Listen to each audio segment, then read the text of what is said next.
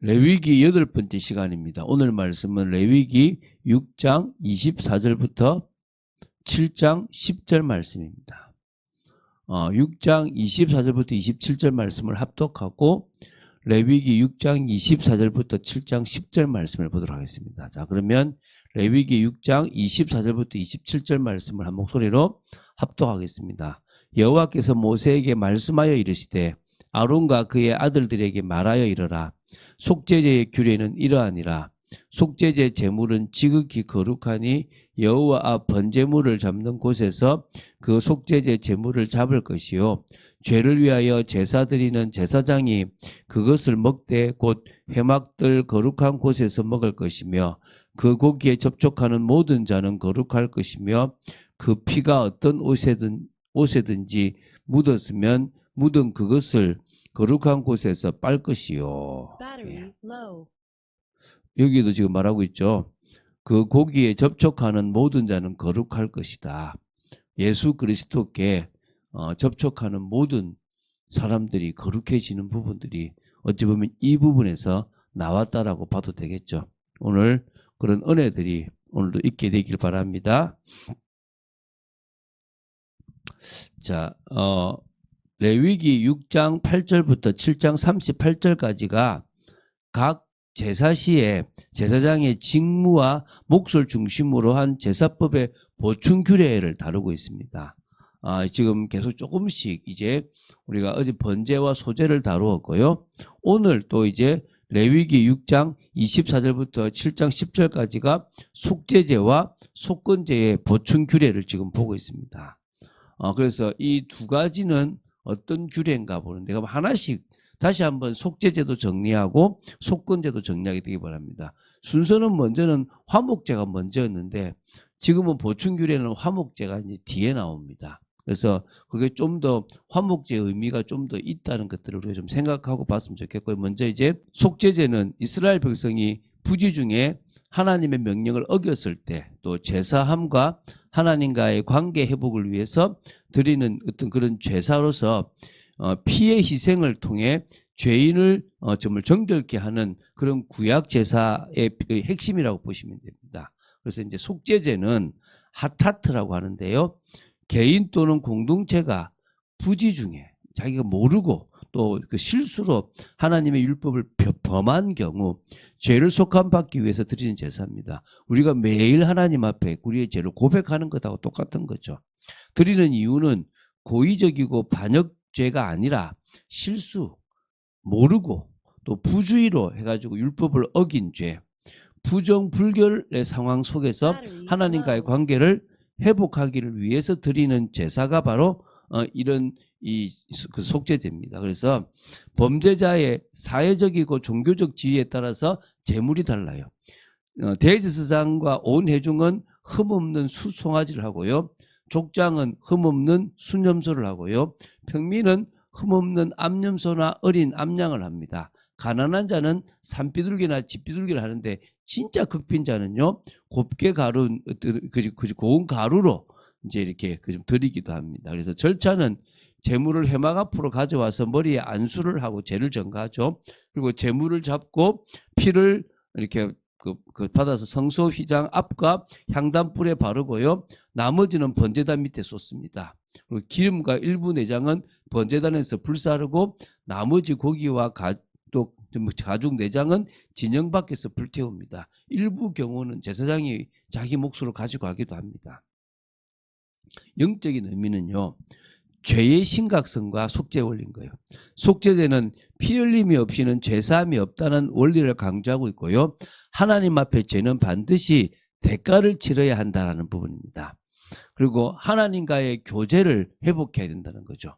속죄제를 드림으로 말미암아 죄인이 용서받고 또 하나님과의 원래의 어떤 교제를 회복할 수 있다는 겁니다. 이 말은 백성된 자가 죄인이 되었을 때 그 죄를 회개받는 겁니다. 그래서 하나님의 은혜와 자비를 상징하죠. 결국 또 예수 그리스도를 예표합니다. 모든 구약 속죄제는 궁극적으로 예수 그리스도의 십자가의 희생을 예표합니다. 그래서 인류의 죄를 대신하여 단번에 제물을 드심으로 모든 속죄의 그림자를 완성하셨습니다. 또 정결과 공동체 회복입니다.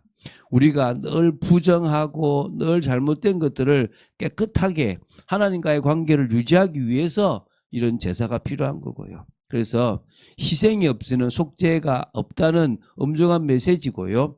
그리고 죄 짓는 일에 대한 경각심. 내가 예수 믿으면 끝났다가 아니라 내가 예수님의 은혜로 깨끗하게 되었으니까 더 죄에 거하면 안 된다라는 경각심을 가져야 될 줄로 믿습니다. 그래서 속죄제는 피의 희생을 통해서 죄를 사함받고 하나님과 교제를 이제 회복하여 하는 제사고요. 예수 그리스도의 구속과 또 새 언약의 뿌리가 되기도 합니다. 그러면은 이 속죄제의 보충 규례인데요. 24절부터 30절이라고 보시면 됩니다. 어떤 이야기냐면은 속죄제 희생은 지극히 거룩함으로 번제 희생을 잡는 곳에서 잡아야 합니다. 아무렇게나 잡으면 안 된다는 거고요. 두 번째, 족장이나 평민이 드리는 속죄 제물의 고기는 제사장들이 회막들 거룩한 곳에서 먹어야 됩니다. 다른 사람은 먹으면 안 되는 겁니다. 제사장만이 그 희생 고기를 접촉할 수 있다라고 하는 부분이 나오고요. 그리고 이제 속죄 제물의 피가 옷에 묻었을 경우 반드시 그것을 거룩한 곳에서 빨아야 한다. 이런 규정도 있습니다. 희생 고기를 삶은 그릇이 톡이면 깨뜨리고 육이면 물에 깨끗이 씻어서 다시 쓸 때도 깨끗하게 다시 쓸 수 있게끔 만들고 좀 톡이는 거기에 배어 있으니까 깨버려야 된다 이겁니다. 족장이나 평민의 속죄 제사를 속죄 시에 이제 드려진 희생의 고기는 제사장과 그 아들만이 먹을 수 있다는 것을 다시 밝혀요. 다른 사람은 그 고기를 먹으면 안 된다는 겁니다. 그러나 제사장이나 회중의 속죄 시에 드려진 희생의 고기는 먹을 수 없었고 완전히 불살한 겁니다. 대제사장이나 제사장도 회중을 대표해서 했던 것은 완전히 다 불태워 버리는 일이 벌어진 거죠. 그리스도의 그 희생을 의미한다고 보시면 되겠죠. 자, 이렇게 속죄제에 대해서 조금 더 알아야 될 부분들을 보충적으로 해놨다고 보시면 됩니다. 의미들은 사실 저도 막 영적으로 이거는 이렇게 찾으면 되는데 그냥 이런 것이 있다라고 이해하시면 될 것 같아요. 자, 이제는 속건제입니다. 속건제는 주로 하나님께 드린 성물을 잘못 다루거나 이웃에게 피해를 입힌 경우에 그 금액의 5분의 1을 더해서 이제 배상하는 겁니다. 그래서 이 배상과 회복의 의미가 강조된 구약의 제사법이라고 보시면 됩니다. 그래서 속건제는 아샴이라고 부르는데요. 하나님의 성물 그리고 또 타인에 대한 재산 그리고 권리 침해가 있을 때 그 배상을 동반하며 드리는 제사입니다. 그래서 하나님께 드려야 할 것, 11조나 서원물, 또 성소에서 규례를 어긴 경우, 남의 재물을 속이거나 또 손해를 입힌 뒤 거짓 맹세를 한 경우에 해당하고요. 자신의 죄를 깨닫고 피해자에게 원래 물건과 그에다가 5분의 1을 더해서 돌려주는 겁니다.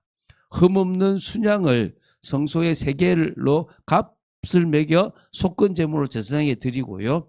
제사장은 속건제물을 번제단에 잡아 피를 그 제단 사면에 뿌리고 일부는 불살라 하나님께 드리고요. 나머지는 제사장의 몫으로 드리는 겁니다. 그래서 속건제와 속죄제의 차이가 뭐냐? 둘 다 죄를 속하지만 속죄는 주로 하나님의 법 자체에 대한 위반이고 깨달아서 회개하는 거고요. 속건제는 배상이 요구되는 피해이기 때문에 배상을 수반해야 돼요. 남이 피해를 받기 때문에 남한테 사과를 해야 되고 남한테 용서를 빌어야 돼요. 근데 이게 지금 한국교회가 잘못하면 이 부분이 사라져 버렸다라고 생각하시면 됩니다. 그래서 이 속건제의 이 영적 의미를 보면요. 회복과 실제적 책임인 거예요. 그러니까 단순한 회개를 넘어서 잘못에 대해서 적극적으로 책임을 지고 구체적으로 배상을 하는 그런 실천이 필요한 겁니다. 또 결국 모든 이 제사는 하나님과의 관계 회복입니다. 그러니까 하나님과의 관계가 끊어졌기 때문에 그것을 회복하는 거고요. 또 이웃과의 관계도 회복하는 거예요. 내가 이웃에게 사회적으로 윤리적으로 책임을 지는 부분이라고 보시면 됩니다. 이거 역시 예수 그리스도를 예표한다고 보시면 됩니다. 그래서 이 예수님은 인류의 죄와 그로 말미암아 모든 피해까지도 완전하게 담당하신 이 속건제의 참 의미를 완성하신 분이다. 우리가 이 부분을 좀 봐야 돼요. 남한테 잘못을 했다면 주님 앞에 회개만 해서 될 것이 아니라 그 사람에게 용서를 빌어야 된다는 부분들이 있다는 겁니다. 그래서 윤리적 신앙을 실천한다는 부분들도 있다라고 보시면 됩니다. 자, 그러면 이 부분에 대해서 이제 7장 1절부터 6절까지가 속건제의 보충 규례입니다. 한 5가지를 볼 수 있는데요. 속건제는 지극히 거룩함으로 번제 희생 잡는 곳에서 속건제 희생을 잡아야 된다. 이게 있고요. 그 피를 제단 사면에 뿌려야 된다고 나오고요.